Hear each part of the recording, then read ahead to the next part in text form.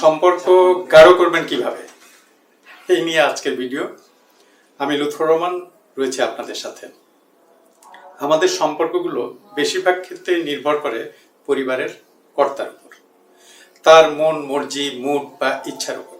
এবং বেশিরভাগ ক্ষেত্রেই পরিবারের কর্তা কিন্তু পুরুষ। আর এই সমাজটা যেহেতু পুরুষতান্ত্রিক, অর্থাৎ সমাজের সর্বক্ষেত্রে পুরুষের প্রাধান্য। পুরুষতন্ত্রের একটা কমন বা সাধারণ বৈশিষ্ট্য হলো পুরুষের কর্তৃত্ব বা নিয়ন্ত্রণ। তো এর প্রভাব পড়ে সম্পর্কের ক্ষেত্রেও। কিন্তু কর্তৃত্ব বা নিয়ন্ত্রণ দিয়ে তো আর সম্পর্ক হয় না, তাই না? এই জন্যই আমাদের সমাজে বেশিরভাগ সম্পর্কই আলগা, ফাঁকফোকর যুক্ত, বা ঠিক যেন জমাট বেঁধে উঠতে পারে না। আবার উল্টো দিকে দেখা যায় যে এই কর্তৃত্ব বা নিয়ন্ত্রণ থেকে বের হয়ে আসতে পারলে তাদের সম্পর্ক কিন্তু আবার চমৎকার এবং সুখ শান্তিময়। একটা উদাহরণ দেওয়া যেতে পারে, স্বামী স্ত্রীর কথাই ধরা যাক। স্বামী বা স্ত্রী একজন আরেকজনের উপরে যত বেশি কর্তৃত্ব করতে চায় বা একে অপরকে নিয়ন্ত্রণ করতে চায়, সেই সম্পর্ক কিন্তু তত বেশি নড়বড়ে হয়ে যায়।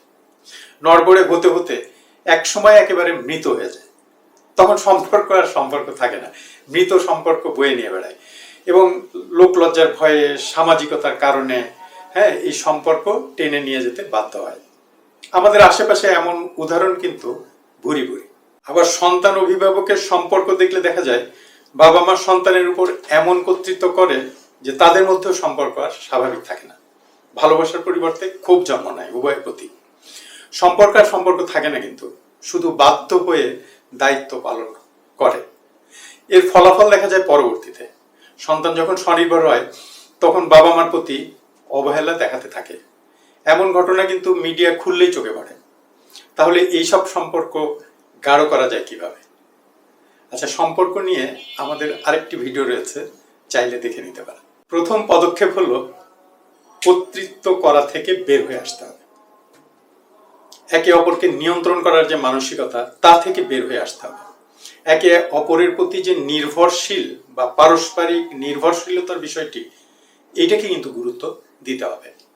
পারস্পরিক সহযোগিতার মাধ্যমে বিশ্বাস এবং আস্থার জায়গাটা তৈরি করতে হবে। নিজেদের মধ্যে শেয়ারিং বাড়াতে হবে। একে অপরের প্রতি অভিযোগ করা বন্ধ করতে হবে। কিন্তু এই অভিযোগ করাটা খুবই মারাত্মক। অভিযোগ সম্পর্কে শুধু তিক্ততাই বাড়ায়। আবার সপ্তাহে একটা দিন রাখা যেতে পারে শুধুমাত্র নিজেদের জন্য। সেদিন নিরিবিলিতে বসে নিজেদের মধ্যে আলাপ আলোচনা করা যেতে পারে।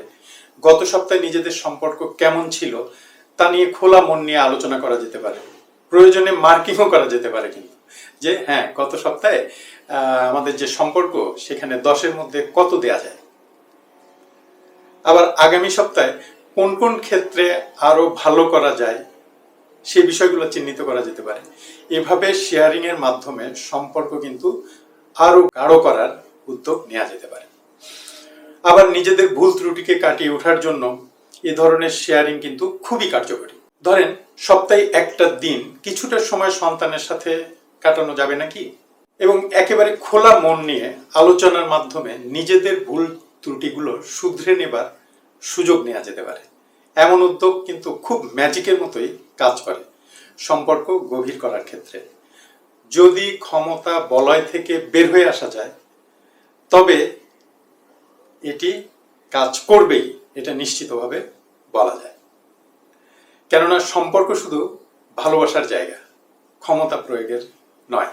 কর্তৃত্ব ও ক্ষমতাকে দূরে সরিয়ে রেখে মিশতে পারলে, সেভাবে আচরণ করতে পারলে, যে সম্পর্কই হোক না কেন, সে স্বামী স্ত্রী হোক, অভিভাবক সন্তান হোক, বস সাবঅর্ডিনেট হোক, যেমনই হোক না কেন, সেই সম্পর্ক হয়ে উঠবে ভালোবাসাময়।